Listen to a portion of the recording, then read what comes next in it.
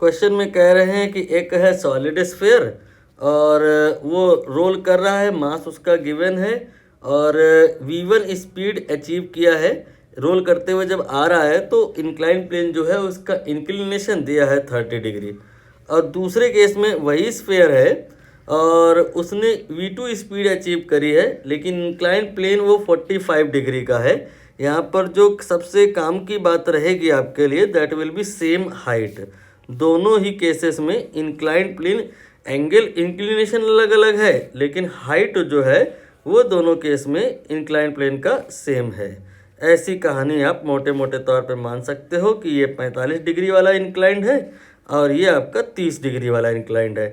तो जब यहाँ पर नीचे आएगा तो स्पीड इसका यहाँ पर पहुँचेगा तो v1 हो जाएगा, रोल करते हुए आ रहा है। और अगर इसके थ्रू वो नीचे आएगा तो जब ये यहाँ पहुँचेगा तो स्पीड इसका v2 हो जाएगा। तो यही v1 और v2 कंपेयर करना है, ठीक है। यहाँ पर v1 square by v2 square बताना है, ठीक है। अगर आप गलत दिशा में चले गए तो भी आंसर आएगा, but relatively time taking might be. आप यहाँ पर इनका एक्सेलरेशन निकालो। एक्सेलरेशन जो होता है वो होता है g sine theta divide by c+1। Solid sphere के लिए जो c की वैल्यू होती है वो 2/5 होती है, तो ये आपका 5/7 g साइन थीटा आ जाएगा। और फिर आप निकालोगे कि यहाँ पे कितनी स्पीड से पहुँचेगा। इसके लिए v स्क्वायर बराबर u स्क्वायर प्लस 2as, यानी a की जगह 5/7 g साइन थीटा लगाओगे और फिर s की बारी आएगी। तो क्या दोनों ही लोग बराबर मात्रा में डिस्टेंस कवर कर रहे हैं? नहीं, इसके द्वारा जो चली गई दूरी है वो और इसके द्वारा जो चली गई दूरी वो अलग अलग है।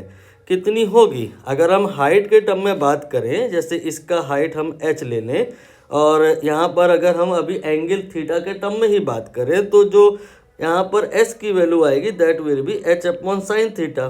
तो आपने नोटिस किया यहाँ पे ये आपका थीटा कैंसिल हो गया है, मतलब यहाँ पर जो स्पीड होगी अचीव करने वाली वो थीटा पे डिपेंड नहीं करेगी। एक तो ये लेंदी वे हो सकता है सोचने का, ताकि जो परफेक्ट वे होगा वो ये होगा कि you have to approach with energy conservation. Energy conservation principle ये कहता है कि आफ्टर ऑल जो इनमें काइनेटिक एनर्जी आएगी वो बिकॉज इसलिए कि इनमें पहले पोटेंशियल एनर्जी थी। हाँ, वो एक अलग बात है कि लास्ट में जो इनमें काइनेटिक एनर्जी आएगी वो पूरी की पूरी काइनेटिक एनर्जी की ट्रांसलेशनल काइनेटिक एनर्जी नहीं होगी, रोटेशनल काइनेटिक एनर्जी भी उसमें इंक्लूडेड होगी। तो c+1 यहाँ पर इसीलिए मैंने ऐड किया है उससे, लेकिन फ़र्क नहीं पड़ता क्योंकि दोनों ही केस में है तो एक ही बॉडी ना। तो आफ्टर ऑल जो काइनेटिक एनर्जी इन बॉडीज़ में आएगी वो mgh के बराबर होगी और पोटेंशियल एनर्जी के बराबर होगी। वो तो दोनों में शुरुआत में सेम है। तो पोटेंशियल एनर्जी का ट्रांसफॉर्मेशन काइनेटिक एनर्जी में हो रहा है। दोनों ही केस में बिगिनिंग में पोटेंशियल एनर्जी बराबर है, तो दोनों ही केस में बाद में काइनेटिक एनर्जी बराबर होगी, दोनों ही केस में स्पीड बराबर होगी। सो यहाँ पर ये जो रेशियो होगा ये 1 के बराबर होगा।